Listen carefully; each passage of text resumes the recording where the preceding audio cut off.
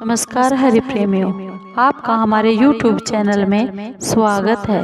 हरि प्रेमियों, कैसे हैं आप? उम्मीद है आप सब अच्छे होंगे। आइए आज का प्रसंग शुरू करते हैं। आज का प्रसंग है जीवन में सत्संग सुनने का फल क्या है।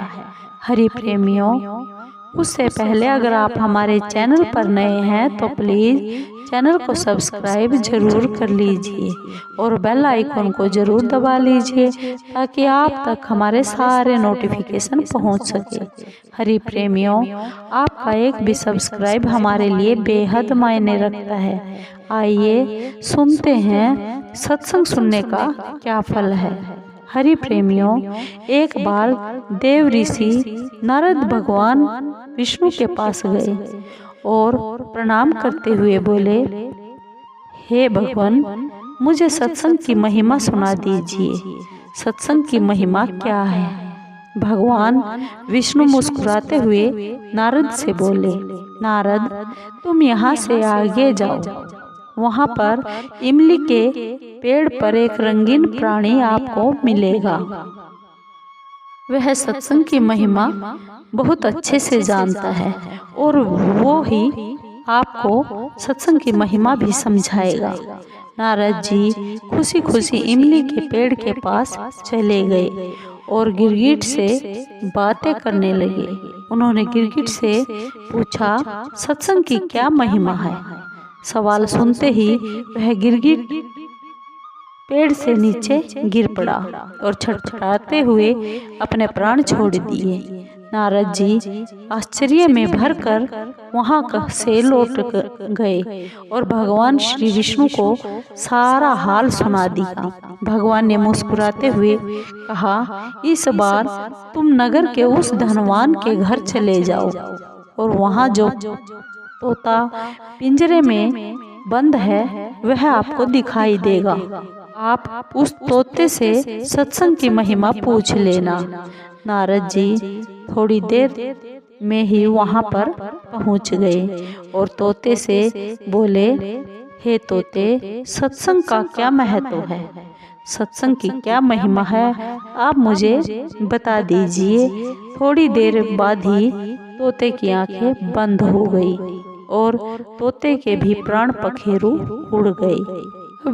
अब की बार तो नारद जी बहुत घबरा गए और दौड़े दौड़े भगवान कृष्ण के पास पहुंच गए, यानी भगवान श्री विष्णु जी के पास चले गए। नारद जी ने कहा, हे भगवान, आपकी यह क्या लीला है? क्या सत्संग का नाम सुनकर मरना ही सत्संग की महिमा है? भगवान विष्णु हंसते हुए बोले, यह बात भी तुमको बहुत ही जल्द में समझ आ जाएगी। इस बार तुम नगर के राजा के महल में जाओ और उनके घर एक नवजात पुत्र हुआ है और आप जाकर उस नवजात पुत्र से अपना प्रश्न पूछो। नारद जी तो थर थर कांपने लगे और बोले, अभी तक तो पक्षी के ही प्राण छूटे थे। इस बार अगर वह नवजात राजपुत्र मर गया तो राजा मुझे जिंदा नहीं छोड़ेगा। भगवान ने नारद जी को निर्भय कर दिया, अभयदान दे दिया। नारद जी से बोले, तुम डरो मत और राजमहल में चले जाओ। नारद जी दिल मुट्ठी में रखकर राजमहल में चले गए और वहां पर नारद जी का बहुत बड़ा आदर सत्कार किया गया। अब तक राजा के घर कोई भी संतान नहीं थी, अतः पुत्र के जन्म पर बहुत ही आनंद और उल्लास से उत्सव मनाया जा रहा था। नारद जी ने डरते डरते राजा से पुत्र के बारे में पूछा, कहा कि हे राजन, मुझे आपके नवजात पुत्र के दर्शन करा दीजिए। राजन, मैं आपके पुत्र की दर्शन करना चाहता हूँ। नारद जी को राजपुत्र के पास ले जाया गया। नारद जी पसीने से तर होते हुए मन ही मन श्री हरि का नाम लेते हुए भगवान विष्णु को याद करते हुए नारद जी ने राजपुत्र से पूछा, हे बालक, सत्संग की महिमा क्या है? सत्संग की महिमा के बारे में अगर आप जानते हैं तो मुझसे कहिए। वह नवजात शिशु नारद जी की बात सुनकर हंस पड़ा और बोला, हे महाराज, चंदन को अपनी सुगंध और अमृत को अपने माधुर्य का पता नहीं होता।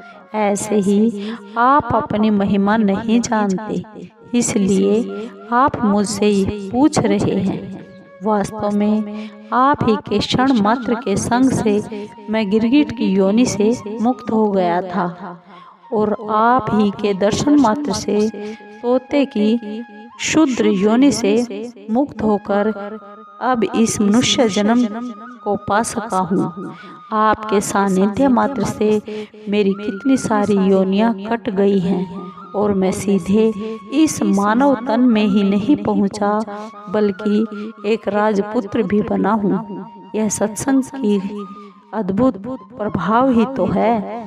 सत्संग का यही महत्व है, सत्संग की यही महिमा है।